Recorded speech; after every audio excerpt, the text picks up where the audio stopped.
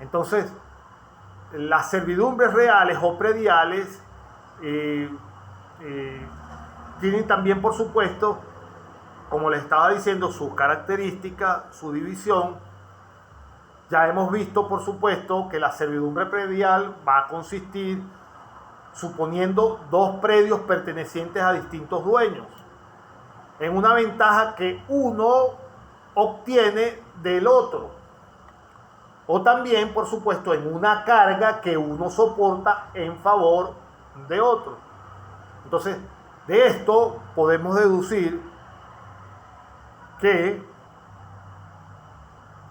una servidumbre predial no puede tener por objeto restringir los derechos de un propietario sin beneficios del otro fundo. Entonces, debe procurar utilidad al fundo dominante.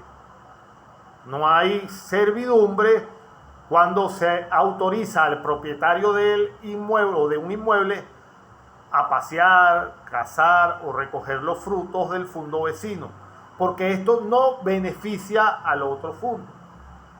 Número 2. De lo mismo que la servidumbre predial, no existe más que un beneficio de un fundo. De ahí también que su extensión esté determinada por las necesidades del fundo dominante.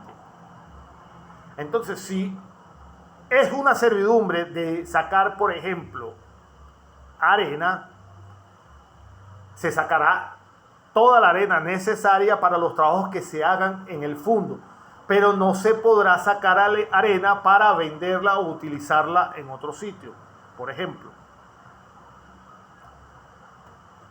Como tercer carácter, una vez la servidumbre predial, nada se opone a que tenga una duración igual a la de los inmuebles, de donde es naturalmente perpetua. Repito, una vez constituida la servidumbre predial, nada se opone a que tenga una duración igual a la de los inmuebles de donde está naturalmente unida por perpetuidad. El derecho civil romano consideró esta perpetuidad como esencial, unida siempre a la servidumbre, teniendo o por no puesta toda cláusula que limitara su duración. En el derecho pretoriano o el derecho pretoriano corrigió esta exageración, permitiendo la constitución temporal de la servidumbre. Todas las servidumbres de los previos deben tener causas perpetuas, por supuesto, ya hemos dicho, y por esto no pueden concederse una servidumbre de un acueducto que parta de un lago o de un estanque.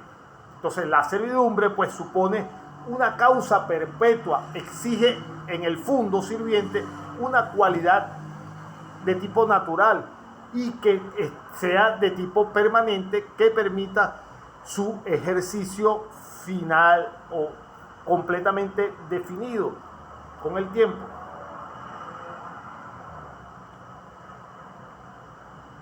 Otra característica, las servidumbres reales, o en su defecto también las servidumbres prediales, son indivisibles. La partición de alguno de los fundos no va a modificar a la servidumbre,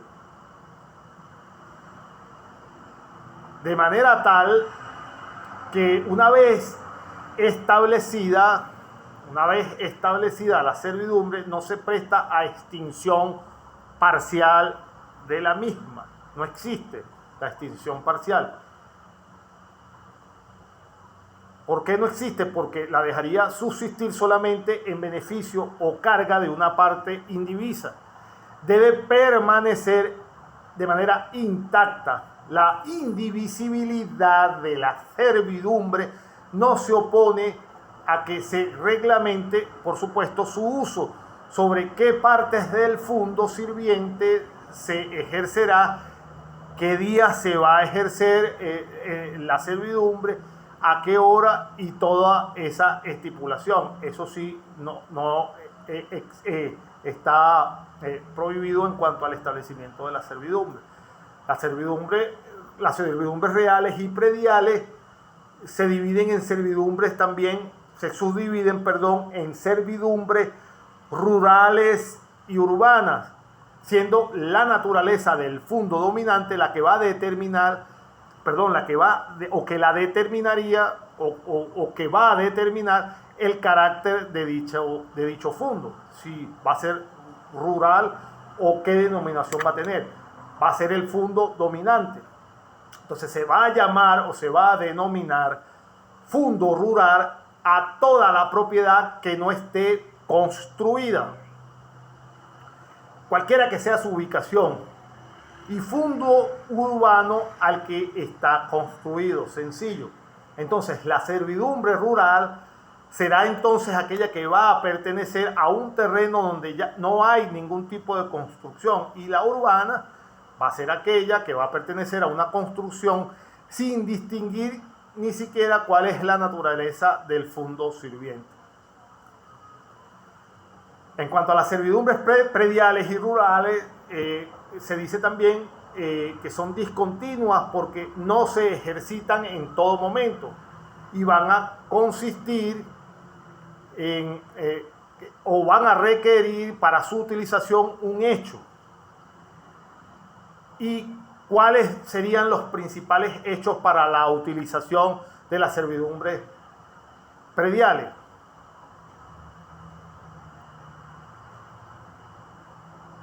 La servidumbre de pasaje, que comprende, por ejemplo,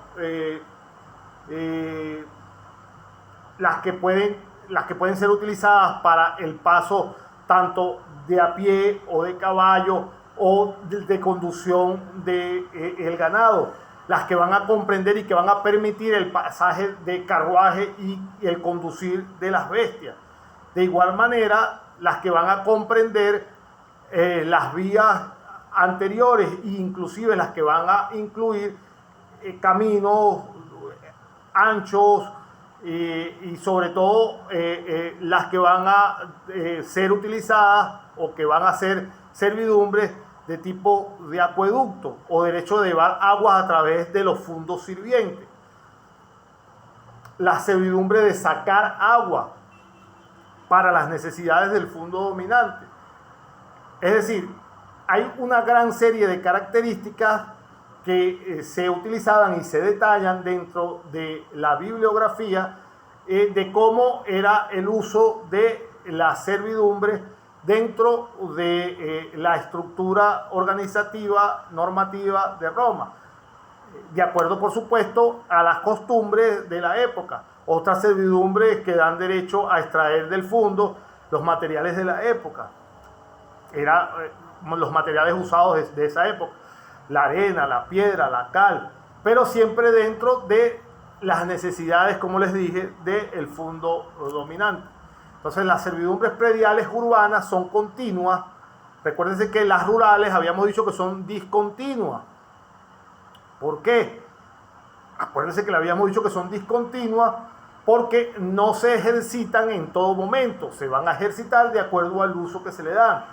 Insisto, no voy a repetir nuevamente todo esa parte del paso de ganados, el paso a pie, pero lo que tenemos que tener claro es que las servidumbres prediales rurales van a ser discontinuas porque no se ejercitan en todo momento, mientras que las servidumbres prediales urbanas son continuas porque no requieren un hecho del hombre y consisten en mantener cierto estado de las cosas en detrimento del fondo sirviente.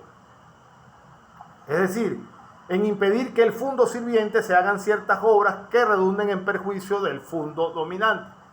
Y dentro de las principales actividades de las servidumbres prediales urbanas, vamos a tener el derecho de apoyar la construcción o partes de ella sobre la casa o el muro vecino del otro fondo.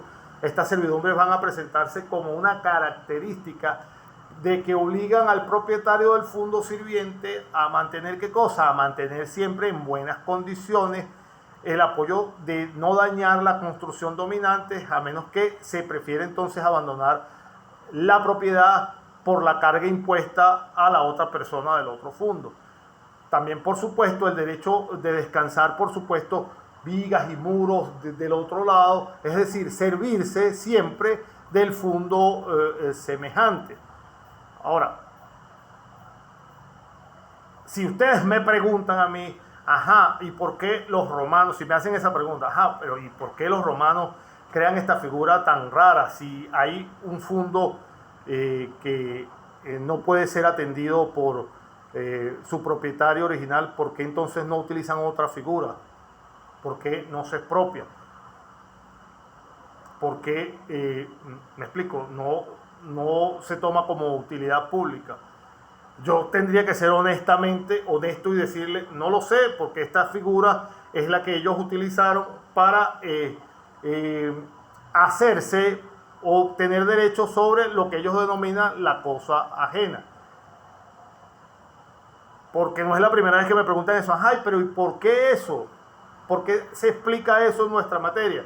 Porque simplemente es el modo de vida, el modo de cómo en el derecho romano regulaba el uso cotidiano tanto de la propiedad como su uso, su disfrute, y esa era la normativa que ellos servían o que ellos establecían. No sé si a alguno de ustedes le pasó por la mente preguntar eso, pero yo mismo siempre me lo pregunté antes de, o sea, yo mismo se lo respondo antes que los estudiantes me pregunten, porque es lo mismo, pues, y la respuesta es esa misma, es simplemente la razón que le daban del uso de la cosa ajena a los romanos en vez de establecer otro tipo de figura de manera más práctica. Pero en fin, ¿cómo se constituyen las servidumbres? Las servidumbres se podían constituir en forma directa, cuando se cede en beneficio de otro predio, o por reserva, cuando se vende un fondo y se le impone la servidumbre en beneficio del que nos queda. Los procedimientos para establecerse varían según se trate del derecho civil, del derecho pretorio o el llamado derecho pretoriano, o del derecho justiniano. En el derecho civil, como las servidumbres son desmembramientos de la propiedad, no pueden establecerse si no es utilizando los mismos modos que sirven. ¿Para qué? Para transferir la propiedad. Repito, en el derecho civil, como la servidumbre no son desmembramientos de la propiedad, no pueden establecerse si no es utilizando los mismos modos que se sirven para transferir la propiedad. Tanto la servidumbre rural o la urbana podían ser creadas, o sea, una cesión ante el magistrado, o simplemente también podían ser adjudicadas en un proceso de partición o deslinde hecho por algún juez, o también podía hacerse por testamento en virtud de un legado que se transfiriera la propiedad. Solo que para las servidumbres rurales, a mí se me pega un poco la R, discúlpenme, sobre todo a ciertas horas de la tarde ya, las servidumbres rurales, que son cosas municipales, para la constitución de servidumbres rurales en los fondos provinciales. Se utilizó también un método de tipo indirecto, como estipulaciones, pactos, y las partes por un pacto regulaban ¿qué cosa? Las extensiones y las condiciones de la servidumbre, y por la estipulación se obligaba ¿a quién? Se obligaba, por supuesto, al poseedor del fondo colindante a tolerar todas las condiciones de la misma. Ahora, en el derecho pretorio o en el derecho pretoriano, hacia fines ya del siglo I de nuestra era, los jurisconsultos admitieron que el ejercicio de un derecho equivalía para la servidumbre a la posesión de las cosas corporales, siendo lo que ellos llamaban a veces una cuasi posesión. Entonces debe manifestarse como la posesión incorpórea, es decir, que el propietario del fondo dominante debe ejercer la servidumbre como un derecho que le pertenece.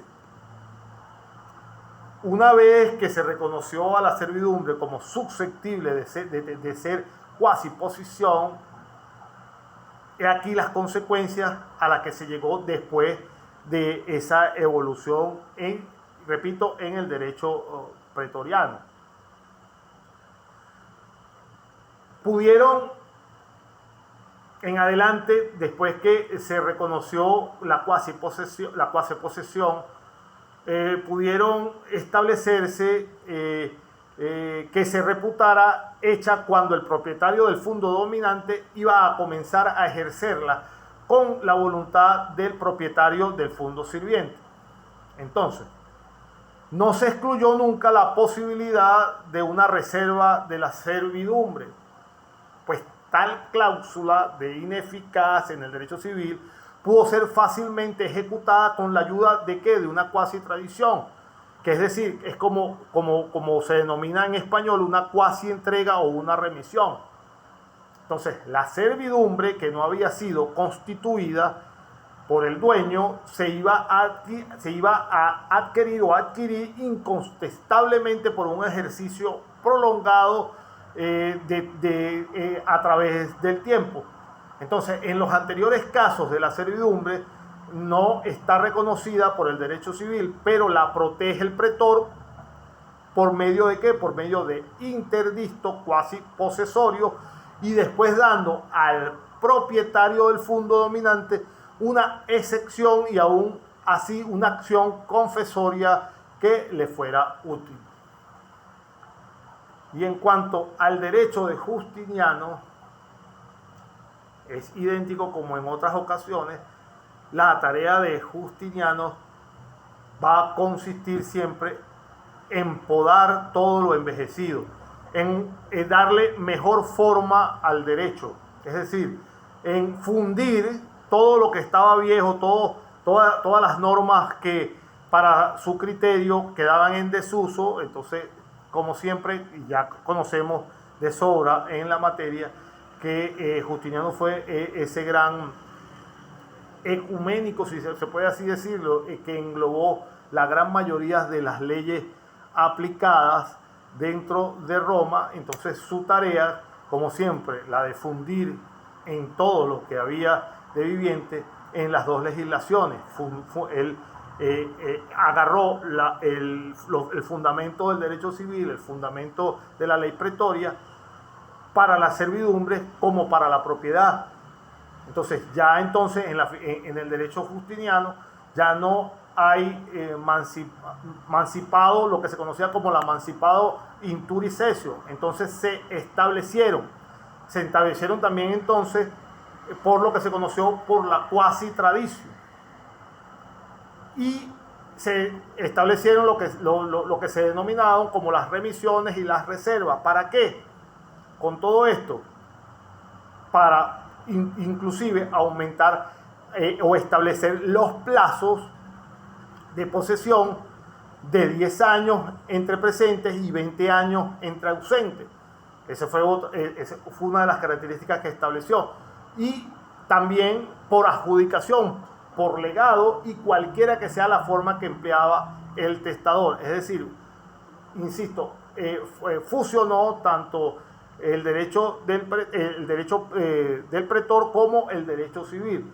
Entonces la constitución de una servidumbre predial podía hacerse pura y simplemente o estar suspendida por una modalidad, de manera que la servidumbre fuese creada única y exclusivamente llegada de un término establecido o por la realización de una condición o que se originara de inmediato para después extinguirse.